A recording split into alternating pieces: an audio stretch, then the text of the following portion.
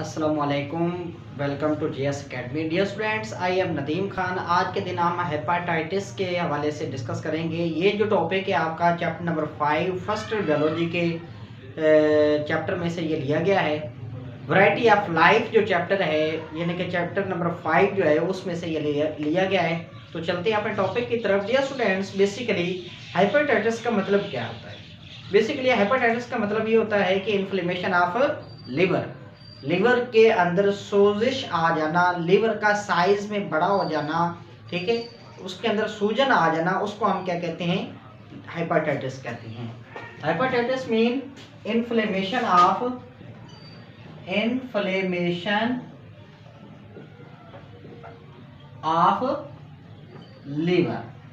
Liver की inflammation को हम क्या कहते हैं? हेपाटाइटिस कहते हैं। मतलब इन्फ्लेमेशन क्या होता है? इन्फ्लेमेशन होता है सोजिश आ जाना, सूजन आ जाना, सूज जाना, फूल जाना। देन उसके बाद इसकी हम देखेंगे काजेज। हेपाटाइटिस की जो काज है ये क्या हो सकती है? जो हेपाटाइटिस होता है बेसिकली ये एक ऐसी वायरल डिजीज है, ये वायरस की मदद से होता है जो कि मुख्तलिफ तरीकों के ज़रिए से इंसान के अंदर दाखिल होता है। by the using of the contaminated water, by free sexual contact and उसके बाद through blood transfusion etc। यानी कि ये इसकी काजेज हो सकती हैं जिसकी वजह से ये हमारी बॉडी के अंदर फैल सकता है। तो डियर स्टूडेंट्स, बेसिकली इसकी काजेज जो होती हैं ये काफ़ी हो सकती हैं, जो कि मैंने आपको बताई हैं। वो कंटेमिनेटेड या पोल्यूटेड वाटर अगर आप यूज़ करते हैं तो उसकी वजह से भी आपको वायरस अटैक कर सकता है हेपेटाइटिस का, यानी कि आपको हेपेटाइटिस डिजीज़ हो सकती है। उसके बाद आप लोग अगर ज़्यादातर ड्रग्स यूज़ करते हैं, मेडिसिन ज़्यादा यूज़ करते हैं, तो उसकी वजह से भी आपके लीवर को डैमेजिंग हो सकती है। आपका लीवर जो है वो काम उसके अंदर सोजिश आ सकती है। देन उसके बाद दूसरा हमारे पास आता है वायरल इन्फेक्शन। जो वायरल इन्फेक्शन है यानी कि वायरस का अटैक हो सकता है। ये वायरल इन्फेक्शन जो होती है ये कैसी होती है, इसके सिम्टम्स क्या होती हैं? तो चलते हैं हम इसके सिम्टम्स की तरफ। बेसिकली जो हेपेटाइटिस है इसके जो सिम्टम्स हैं उसमें सबसे पहले हमारे पास आता है जॉन्डाइस। जॉन्डाइस का आया था यरकान को, यानी कि जो आंखें होती हैं इंसान की वो पीली हो जाती हैं। यानी कि जिस वक्त इंसान की आंखें पीली होना शुरू हो जाएं या इंसान का स्किन का कलर जो होता है वो पीला होना शुरू हो जाए तो हमें पता चल जाता है, यानी कि आसार ज़ाहिर होना शुरू हो जाते हैं कि इसको हेपेटाइटिस का इन्फेक्शन हो गया है। देन उसके बाद एब्डोमिनल पेन, यानी कि पेट के एरिया के अंदर ज़्यादा से ज़्यादा दर्द रहना, ये भी इसकी वजह हो सकता है। दूसरा लिवर एनलार्जमेंट, लिवर का साइज में बढ़ जाना, ये भी हेपेटाइटिस की वजह बन सकता है। यानी कि जिस वक्त हेपेटाइटिस का साइज बढ़ जाता है तो वो एक किस्म की अलामत होती है कि इसकी हेपेटाइटिस डिजीज की।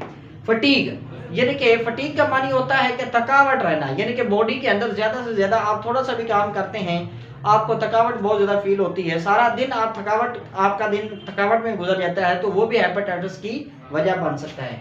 देन उसके बाद सम टाइम फीवर, बाज़ दफ़ा आपको बुखार भी रहता है, बुखार की वजह से भी आपका यानी कि आपका टेम्परेचर हाई रहता है, तो वो भी हेपेटाइटिस की ही अलामत तस्वर की जाती है। देन उसके बाद हम डिस्कस करते हैं हेपेटाइटिस की टाइप्स को। हेपेटाइटिस की टाइप्स काफ़ी ज़्यादा है, जिसमें से हेपेटाइटिस ए है, हेपेटाइटिस बी है, हेपेटाइटिस सी है, हेपेटाइटिस डी है, हेपेटाइटिस ई और एफ एंड जी हैं। तो इनको वन बाय वन हम डिस्कस करते हैं। सबसे पहले हम चलते हैं अपनी पहली टाइप की तरफ, जिसका नाम क्या है? हेपेटाइटिस ए है। हेपेटाइटिस ए एक खास किस्म के वायरस से फैलती है जो कि RNA नॉन इन्वेलप्ड वायरस होता है। यानी कि ये RNA वायरस होता है और नॉन इन्वेलप्ड होता है, उसके गिर्द कोई इन्वेलप नहीं होता, यानी कि वो कवर हुआ नहीं होता, उसको किसी चीज ने कवर नहीं किया होता, ठीक है। तो ये RNA नॉन इन्वेलप्ड वायरस होता है। जो हेपेटाइटिस ए है ये क्या होता है? नॉन इन्वेलप्ड RNA वायरस पर मुश्तमिल होता है, यानी कि उसकी वजह से ये होता है। और ये वाला जो हेपेटाइटिस है यानी कि हेपेटाइटिस ए है, ये लेस वायरुलेंट है। लेस वायरुलेंट का मतलब क्या होता है? ये ज्यादातर नुकसानदेह नहीं है, ये इतना ज्यादा नुकसानदेह नहीं है जितना कि हेपेटाइटिस बी और सी है। यानी कि इसकी वजह से इंसान ठीक हो सकता है। इसके लिए वैक्सीन आजकल मौजूद है हेपेटाइटिस ए के लिए। यानी कि ये ज़्यादा खतरनाक नहीं है, लेस वायरुलेंट है, ठीक है। और इसके लिए बेसिकली जो वैक्सीन है HAV वायरस के लिए, यानी कि HAV हेपेटाइटिस के लिए, हेपेटाइटिस ए के लिए वैक्सीन आजकल मौजूद हैं और ये जल्दी रिकवर इससे इंसान हो जाता है। देन उसके बाद ये फैलता कैसे है, बेसिकली इसकी ट्रांसमिशन देखेंगे कि हेपेटाइटिस ए जो होता है किस तरह ट्रांसमिट होता है एक इंसान से दूसरे इंसान के अंदर। ये basically contact with the faeces of the infected person, यानी कि जो एक इंसान ऐसा हो जिसको हेपेटाइटिस ए हो, उसका यूरिन अगर उसके साथ वो आपकी बॉडी के साथ अटैच हो जाता है, कहीं लग जाता है, तो उसकी वजह से मतलब ये एक इंसान से दूसरे इंसान के अंदर फैल जाता है। यानी कि जो इन्फेक्टेड पर्सन था जिसको हेपेटाइटिस ए था, उसके यूरिन का लग जाना किसके साथ, सेहतमंद इंसान के साथ। जब सेहतमंद इंसान की बॉडी के साथ वो टच करता है तो उसकी वजह से उसके अंदर भी हेपेटाइटिस ए के वायरस से ट्रांसफर हो जाते हैं। अब ये ऐसा ये कब होता है, आजकल तो लैट्रिन का सिस्टम, बाथ का सिस्टम आजकल तो है, लेकिन वॉशरूम का सिस्टम आजकल तो है, लेकिन पुराने ज़माने में अगर देखा जाए एंशिएंट टाइम के अंदर, तो लोग जो है जैसा कि गांव का सिस्टम होता है, वो देहातों में क्या होता है कि वो फसलों की तरफ चले जाते हैं, ठीक है, यानी कि वॉशरूम की हाजत के लिए। तो फिर क्या होता है कि वहाँ पर अगर कंटेमिनेटेड यानी कि वहाँ पर यूरिन है, उसको नहीं पता चला कि यहाँ पर यूरिन था या नहीं, ठीक है, तो वहाँ पर उसके वायरस जो है जिस वक्त वो वहाँ पे यूरिन करेगा तो वहाँ पर उसकी बॉडी के साथ वो कहीं ना कहीं अगर लग जाते हैं वायरस, तो उसकी वजह से वो एक इंसान से दूसरे इंसान के अंदर वो वायरस फैल जाता है। देन उसके बाद इसी वजह से जो वॉशरूम वाला सिस्टम है ये बहुत बेस्ट है, इससे हेपेटाइटिस ए के चांसेस नहीं होते। देन उसके बाद हम देखते हैं हेपेटाइटिस बी को। हेपेटाइटिस बी को HB वायरस भी HBV भी कहा जाता है इसके वायरस को, HBV हेपेटाइटिस बी वायरस। यानी कि ये हेपेटाइटिस HBV जो है ये हेपेटाइटिस है और ख़ास किस्म के वायरस से फैलता है, जो कि हमारे पास DNA वायरस होता है।